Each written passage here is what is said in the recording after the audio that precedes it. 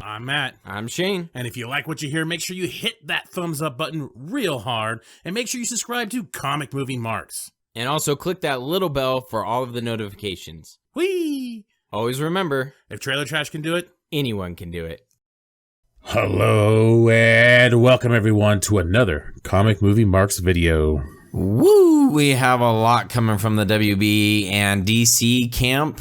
Good news, bad news, I don't really know. We have some news, and we're going to talk about it. It's kind of an odd thing. Patty Jenkins put out a tweet saying, by now, you've heard WB isn't going to Hall H this year. We're so sad to miss you there and waiting until December to start our official hashtag Wonder Woman 84 campaign in full. But the truth is we can just barely wait.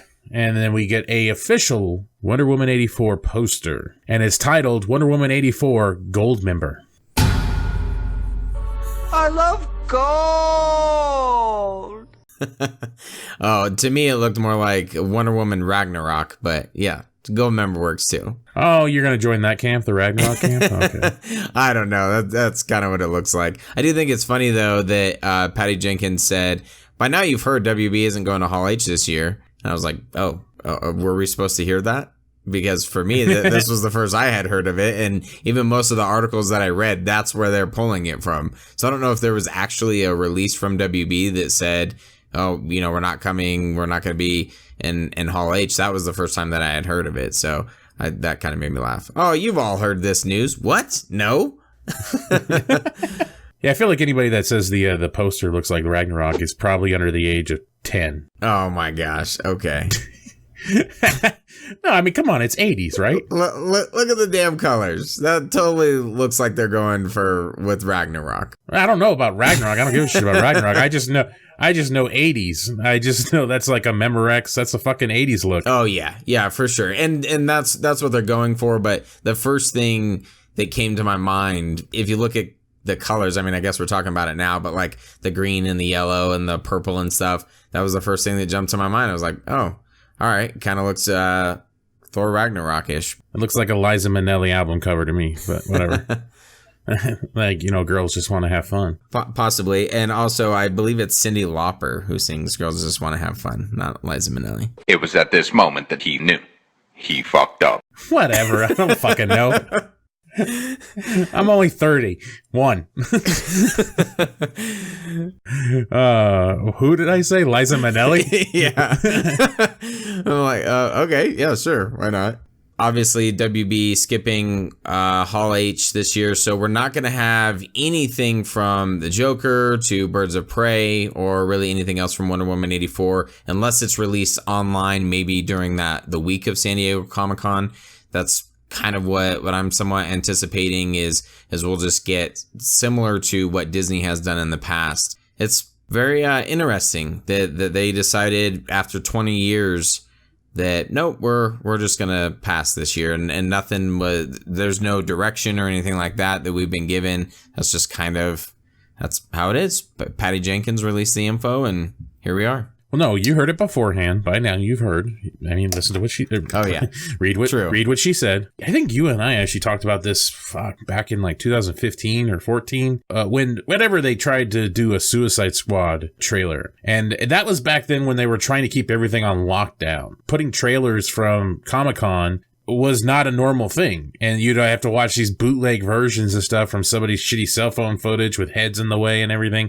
It wasn't such a common thing as it is now, and I wonder if some people may have forgotten that we get these trailers online. They put HD trailers online now during these events. I think you and I a long time ago were talking about it. Like, at this point, what is the point of having these big elaborate Hall H panels? Exactly. If it's not special anymore, if you're just going to put the information out there. I mean, there's people that record the panels. I mean, you can almost watch a full panel, then you can watch the trailer, and it kind of takes away from the big Hall H experience, this whole elaborate thing that they got to set up, bringing all these people in, hosts and stuff like that. Kind of sucks, but Marvel pulled out of this a long time ago because they're part of what was it, D23 or whatever Disney does. They have their own stuff. I mean, Fox hasn't done it for a while. Warner Brothers kind of seemed to be that last little holdout when it came to at least comic book movies anyway, that was holding on to that big presentation. And maybe they just have noticed they don't really see a return on investment when it comes to that. The views may be big, but the movies don't pan out at the end. Maybe because you fucking falsify your trailers and the movie doesn't look like what it was in the trailer, you assholes. Yeah, that's probably the biggest thing. Do you remember the Justice League Comic-Con trailer? Fucking half of it was Snyder and half of it was the shits. Yeah, fucking frustrating. I think from a lot of things that I've been reading, which seem to make the most sense, is when Disney pulled out, they didn't notice any sort when Mickey pulled out, they didn't notice any sort of decline in ticket sales or anything like that. I'm sure it left other studios wondering, well, really, what's the point in trying to gauge interest for this movie when now, as you said, it has transitioned to more of an online. You kind of build it up a little bit, the week of Comic-Con, okay, things are going to come out, and they just started releasing it online. And I can't remember the first trailer. Was it Suicide Squad? What was the one that had leaked online, and then eventually the director was like, "Fuck it, here it is, anyways." Since you've already seen it by now, it was Suicide Squad. Okay, because it was a very shitty version, and it was out there, and people were like shitting on it because it looked like crap through the video and stuff, and they just they got frustrated, and I think that was the moment when you and I were talking about it at the time. Well, shit, if they just get so frustrated and just put out the HD version, and then the next year they gave up on trying to keep it closed off. Yep, they just release it pretty much at the same time, same morning or something like that. Like it would immediately come online, and it seems like at that point, well, what's the point? I mean, they're still gonna have a presence at San Diego Comic-Con, but more on the ground level at the floor. They're still gonna be there, but they don't have to do a bunch of elaborate shit. It saves on costs anyway, because we know WB and costs. Maybe they could save $40 million on this. Yeah, or something else. Yeah, and goes... Reinvest that somewhere else. There goes everyone hopes of that being released. But anyways, that's for another day, I think. No, it's still getting released, I think. They're just going to have a table. It's going to say... It's going to have a little shitty banner. With a certain hashtag. You just get up there and get a burnt copy. It's what is that DVDR or whatever? Yeah, exactly. No, they could be cheap asses and do RW DVD RW, where the rewritable version. It doesn't matter if it's permanent or not. You can write over it. It's fine. It's all written on Sharpie and shit. Fuck, that's pretty much how much WB cares about Snyder fans. So it wouldn't surprise me. Here you go. It's Sharpie written on it. Snyder Cut. It's all misspelled and shit. Anyway, so they still have a presence. Some people might be wondering if you know about this at all. Is the Project Comic-Con guys and gals? They are still going to be there. Apparently, from what I saw from Hardboil Entertainment on his tweet, was the only thing affected is the banner. Well, Hall H isn't happening, so there would be the banner kind of idea just kind of falls apart. So hey, whatever they do with that money, either shift it to other things or it goes towards the suicide prevention charity. Either way, however they distribute that, they're still going to have they're still going to have a presence and hopefully still be able to open some minds while they're down there. If you don't know about that, be sure to check it out on social media. We'll have a link in the description for it as well if you feel like contributing at all to it, and see what they're planning to do at San Diego Comic-Con. And speaking of more shit being canceled, not only did Hall H get canceled, but Swamp Thing got canceled after one episode. The season will still continue for its 10 episodes. When it originally had 13, but they dropped 3, went down to 10. And after one episode, it's going to be canceled, according to Deadline. Man, if this isn't the Warner Brothers studio in a nutshell, what just a mess. And unfortunately, it's kind of a stroke of bad luck that essentially there was a misquote by the state legislation from North Carolina, and they had misquoted how much they were going to give in rebates to Warner Brothers, essentially. And so now Warner Brothers is going to take a bath on Swamp Thing. So unless it gets picked up by something else, maybe another distributor like CW has kind of been thrown out there, which I don't think HBO. It would work better on HBO. I don't think it would work well on CW. No, because if it's on the CW, we get paper mache Swamp Thing. I'm sure that's gonna fucking look great. Oh yeah, the horrible fucking acting. Oh man. So basically they estimate that the production budget for Swamp Thing was around the neighborhood of $85 million, and they were supposed to get roughly half of that, about $40 million in a rebate from the North Carolina state, essentially, where they were supposed to get roughly $40 million from the NC Department of Commerce. Damn it! Who typed a question mark on the teleprompter? They qualified for essentially a multi-million-dollar grant. Then they realized, oh, oops, there was a typo, and they were only getting about $15 million back. So that's a pretty big difference. $40 million seems to be a strange number. But what just a random turn of events. Like, damn it, that's where they were going to get the money. It's fucking WB in a nutshell. It just seems like I've only seen a little bit of this. There was so much buzz around the Swamp Thing. I know on social media, a lot of positivity really was surrounding it. So really cool stuff. And fucking here we go. It's just one season, 10 episodes. That's it. Here we go again on my own. Dun, dun, dun. Anyway, AT&T and WB, the merger from hell. I swear, I keep listening to Eric Bischoff on 83 Weeks talk more and more about the AOL and Time Warner merger at the time.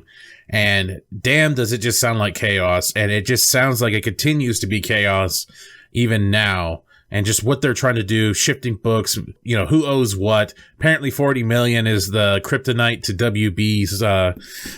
WB's budget woes. Holy shit. It just continues. And now they announced Warner Media is going to do an app. We talked about this briefly on our streaming service episode where we were talking about that. But Warner Media, and I think we even speculated this, the Warner Media beta is going to be released later this year. And it's probably going to absorb the DC universe for the most part. The DC universe probably is not going to be, unless it's just going to be a category now, probably, of the Warner Media app instead of its own thing. And again, that means it's probably going to be even a tighter budget because now it doesn't have its own service. Yeah. So what we could see later on with Titans or Doom Patrol or something like that, who knows? It was an ambitious idea. It came out, you know, they're one of the first ones to try this with comic book stuff anyway. And it just seems like they're finding out the problems with it. Yeah, looks like the DC universe is going bye-bye. I have no idea when I bought the year for that. I think for me, I bought it when you first could around August, I want to say. So we'll see. I might invest in one more year. I still think it's awesome. I think it has so much potential, but absolutely it's slowly already fading into the abyss. And you know that once it's merged with their larger streaming service, that there's no way they're going to be able to track as much traffic to say, I mean, I guess they could to an extent, but to say, okay, what eyeballs is this bringing? How much should we invest in each of these? You know, things like that. They'll have to take a lot more risks, which is not up the Warner Brothers alley. I just really want to know who the fuck the four Warner Brothers pissed off. You know, like, was it some voodoo witch or some shit that there's just some shit that's like all the time, random stuff like this just happens. It's crazy. Maybe they owe a voodoo witch $40 million somewhere. Yeah, the woes of WB, AT&T, DC all kind of just keep going. You know, Godzilla opening weekend was kind of weak. It just continues for the most part for WB. You know, with the DC Universe app, it's an ambitious idea, but at the same time, I kind of got a little annoyed with it because I was looking at the comics, and I'm looking at certain comics, and they do the same thing that like the DC comic app does. They'll let you have one free one, and then that's it. So you get hooked. And then you have to buy all the other ones, but you can't even buy them on the DC Universe app if you wanted to. So you have to go to another app if you do want to continue reading it. So I kind of felt like it cock teased a little bit on the comics. That kind of did start annoying me. And I felt like every animated movie that I wanted to see wasn't on there. I don't know why they didn't have Suicide Squad hell to pay or something like that, but they have the reign of the Superman. And so it was just weird choices. And what they had on there, they didn't have Man of Steel, they didn't have Batman versus Superman, they didn't even have fucking Watchmen. Oh, they don't even have the Dark Knight series. That was the biggest just craziness for me is I'm like, man, you have to start updating this at some point, and we're almost a year in. At least WWE was slowly every couple of months they were pumping in more, and that's what I thought was going to happen with this. And then you get to the point and you're like, man, you don't even have the fucking Dark Knight series on here. That's a little crazy. And you bring James Wan in with Swamp Thing, it gets canceled. Something just is chaos. Just people pointing at things. Let's do that, and then like, oh shit. Maybe that wasn't the best idea. Oh, hey, look, this commerce was it South Carolina? Mm-hmm. North Carolina. Oh, whatever, same thing. In North Carolina, apparently they moved the decimal point on them or some shit, and they didn't notice it. So now they're screwed on that. Somebody is not paying attention, or maybe this shit's just amplified because everybody's paying attention to it. Yeah, and maybe this happens all the time to everybody else, and we just don't realize it. But we're just, for some reason, we just happen to notice it with WB. So R.I.P. WB. I mean Swamp Thing. In case I don't see you. Good afternoon, good evening, and good night.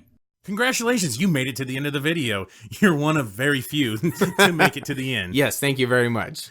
Make sure you hit that like button and subscribe to Comic Movie Marks Podcast and hit the notification bell. You know, all these fucking YouTube channels say this shit, so I'm going to say it now. Yes, it's perfect. And if you want to hear our full podcast, you can check out our podcast on iTunes or any other podcast subscription service. Make sure you subscribe. Thanks again.